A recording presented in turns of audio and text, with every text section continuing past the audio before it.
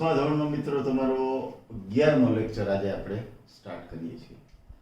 Tense આપણો ચાલુ હતો પરફેક્ટ પાસ્ટ ટેન્સ. મેં લખ્યો નથી, કન્ટિન્યુ છે એટલે હેડિંગ એ નથી લખ્યું, સીધું મેં વાક્ય રચનાઓમાં નકારાત્મક લખી છે. તો પાસ્ટ પરફેક્ટના આગળના 10મા લેક્ચરમાં મેં તમને શીખવાડ્યું કે ભાઈ જ્યારે ભૂતકાળની બે ક્રિયાઓ બને અને એમાંથી જે ક્રિયા પ્રથમ પૂરી થઈ ગઈ હોય એના માટે પૂર્ણ ભૂતકાળ, પછીથી થતી કે થયેલી ક્રિયા માટે સાદો ભૂતકાળ, અથવા તો કોઈ દૂરના ભૂતકાળમાં કોઈ ક્રિયા બની ગઈ હોય તો એના માટે પૂર્ણ ભૂતકાળ વપરાય, એવું આપણે ભણ્યા આગળના લેક્ચરમાં.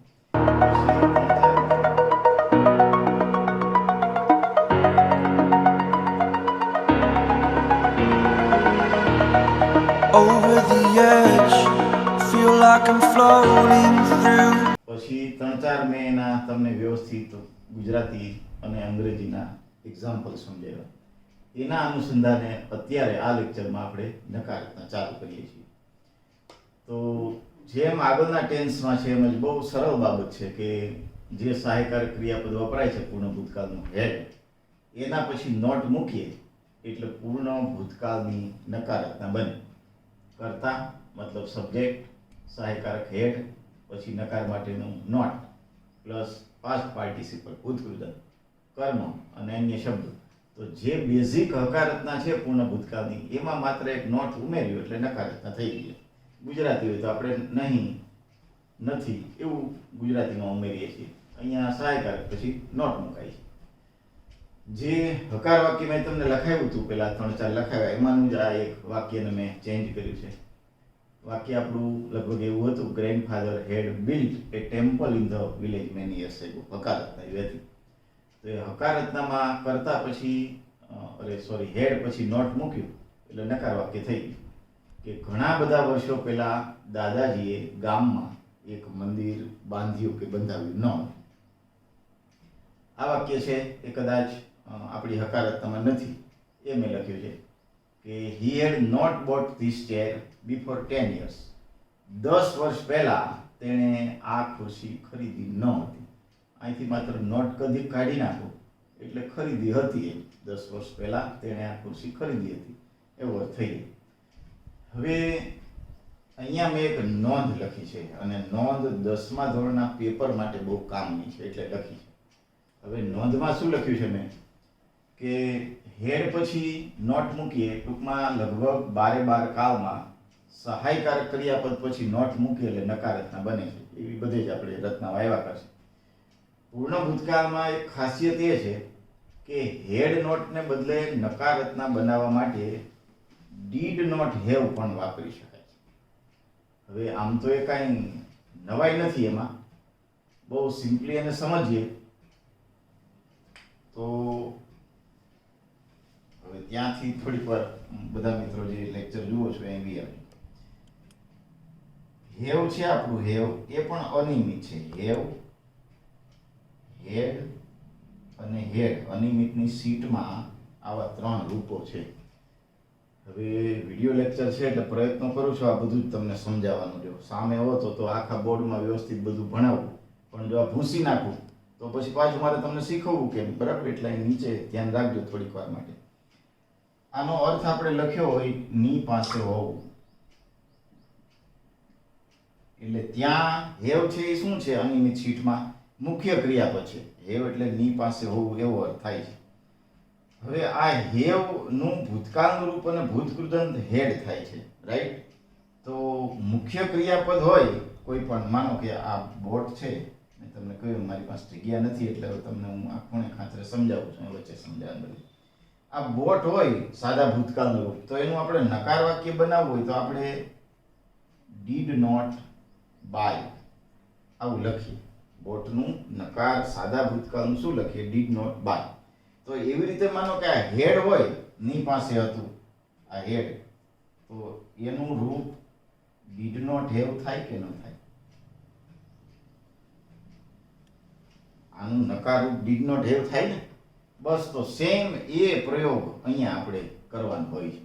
આ હેડ નોટ છે એનું હેડની સાથે ડીડ આવે એટલે સાદા ભૂતકાળના નિયમ પ્રમાણે જે મુખ્ય ક્રિયાપદ છે ભૂતકાળ એનું મૂળ રૂપ આવી જાય. તો હેડનું મૂળરૂપ હેવ થાય છે એ અહીં આવી ડીડ આવ્યું છે. બરાબર, એટલે એ રચના છે.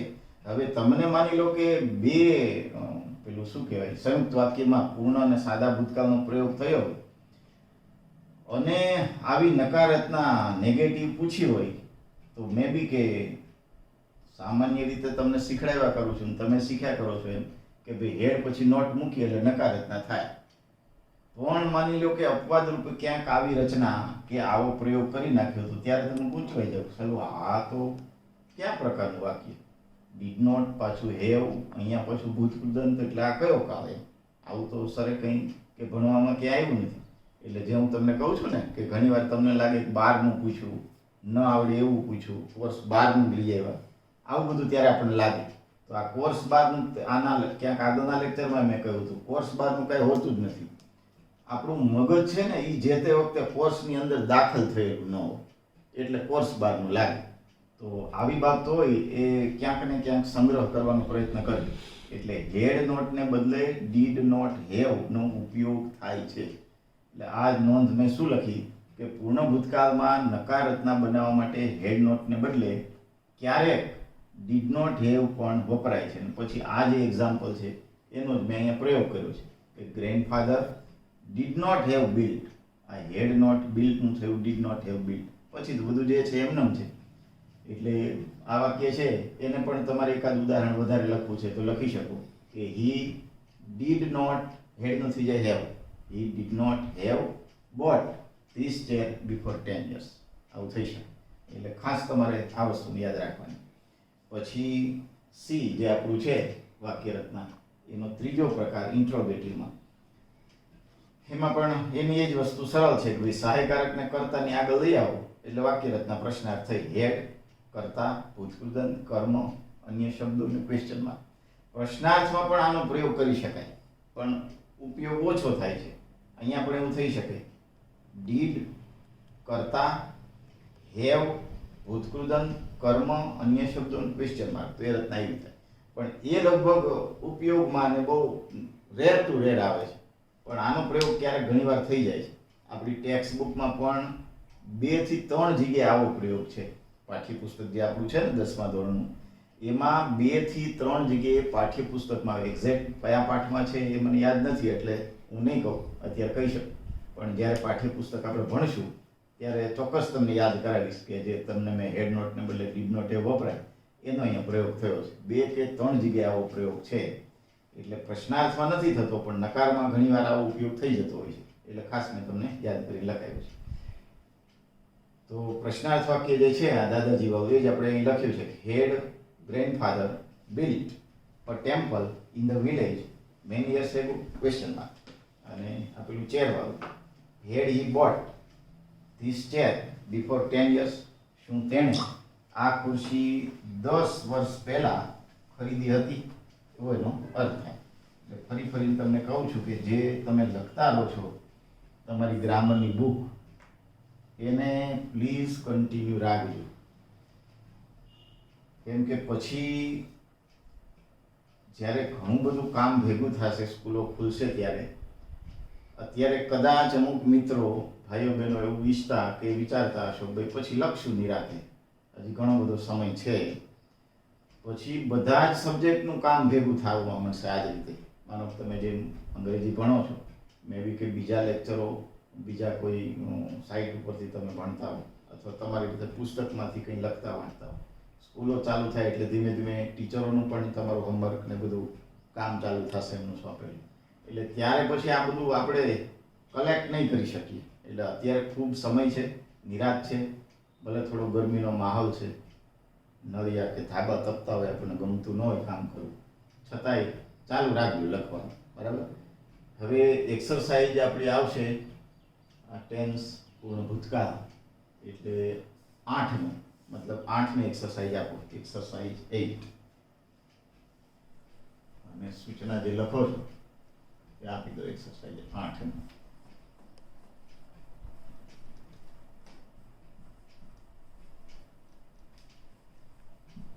અને જે પેલું અહીંયા મેં તમને નોંધ રૂપે અપવાદ રૂપે સમજાવ્યું એવી રીતે નકાર રચના બનાવવાની ઈચ્છા થાય તો થોડો પ્રયોગ કરજો એટલે પ્રેક્ટિસ થાય અને બે કામ થાય.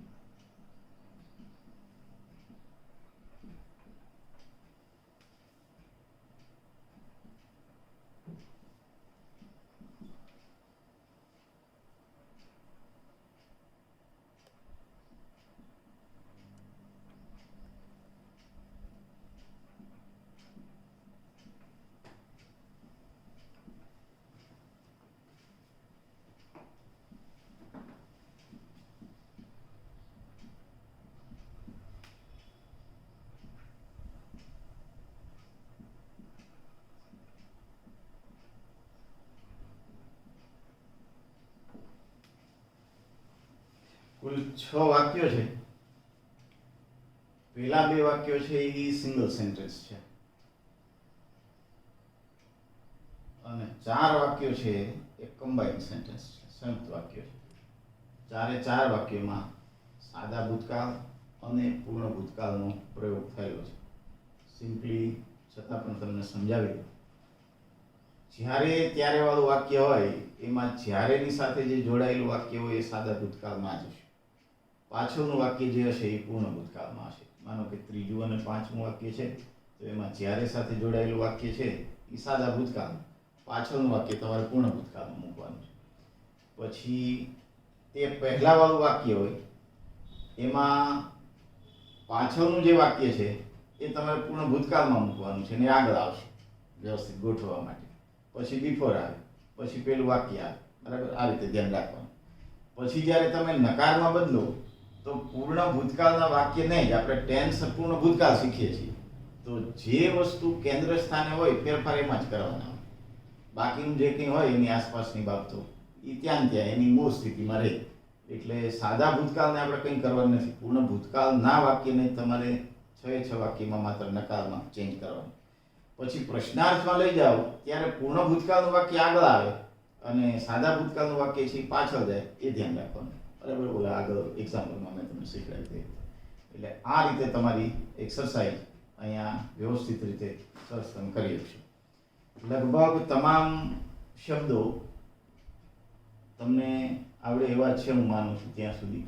પ્રવેશવું એટલે એન્ટર, સ્વાધ્યાય એટલે એક્સરસાઇઝ, લખવું એટલે તમે જાણો છો, સિપાહીઓ એટલે પોલીસ, પૂજારી માટે પ્રિસ્ટ પણ લખાય અને ગુજરાતી શબ્દ પૂજારી પણ લખી શકાય, બરાબર? બે વસ્તુ છે. પછી મંદિરના દ્વાર એટલે તો ગેટ્સ ઓફ ધ ટેમ્પલ, બીજું કંઈ ખાસ વિશિષ્ટ શબ્દ નથી. અને ભોજન તૈયાર રાખવું એટલે કીપ રેડી, એનું કેપ્ટ રેડી થશે, બરાબર? અને ભોજન જે મીલ છે એ જરૂરી કર્મ મૂકી દેવાય. અને છતાં પણ તમને આમાં કોઈ રચનામાં કાંઈ ન સમજાય તો તમને કાં કરું છું એમ મને લખીને અથવા તો શક્ય હોય તો કોલ કરીને તમે સવાલ પૂછી શકો છો, બરાબર? I don't mind. એટલે આ એક્ઝેક્ટ આપણો જે પૂર્ણકાળમાંનો બીજો કાળ, પૂર્ણ ભૂતકાળ અહીંયા પૂરો કરીએ છીએ. મેં કહ્યું એમ કોઈ પણ તમારો પ્રશ્ન હોય તો મને પૂછી શકો છો. અનિયમિત ક્રિયાપદોને ફરીને કહું છું કે કંઠસ્થ કરતા રહેજો, તો અને તો જ આ બધા પૂર્ણકાળોમાં તમે કામ કરી શકશો. આના પછીનું જે આપણું 12મું લેક્ચર આવશે નેક્સ્ટ, એમાં આપણે પૂર્ણ ભવિષ્યકાળ શીખીશું અને એ પૂર્ણકાળમાં પણ અનિયમિતની સતત જરૂર પડ્યા કરવાની. પછીના જે આપણા ટેન્સ છે એ ચાલુ પૂર્ણકાળોમાં છે, એ નેક્સ્ટ એના પછી જે પૂરું થાય ત્યારે. એટલે ફરીથી તમને કહું છું એમ કે તમારી જાતનું ધ્યાન રાખો, મા બાપનું માનો અને એક્ઝેક્ટ શક્ય હોય એટલું બધા જ વિષયો. માની લો કે અંગ્રેજી તો તમને ઓનલાઈન ભણાવું છું, ગુજરાતી છે, સંસ્કૃત છે, સમાજ વિદ્યા છે, એ પણ તમારા માટે અગત્યના છે, વિજ્ઞાન છે. તો પાઠ્યપુસ્તકો છે એ ઘણી બધી રીતે તમને ઓનલાઈન ઉપલબ્ધ છે, ફિઝિકલી તમારી પાસે ન હોય તો એ ઓનલાઈન ખોલીને તમે પાઠ્યપુસ્તકને રીડ કરી શકો છો. એમાંથી કોઈ પાઠ છે, કોઈ ચેપ્ટર છે, બરાબર? એમાં જૂના તમારા ટીચરો હોય તો એની માર્ગદર્શન લો. મોટા ભાઈ બહેન મા બાપ ભણેલા હોય તો એને પૂછી શકાય.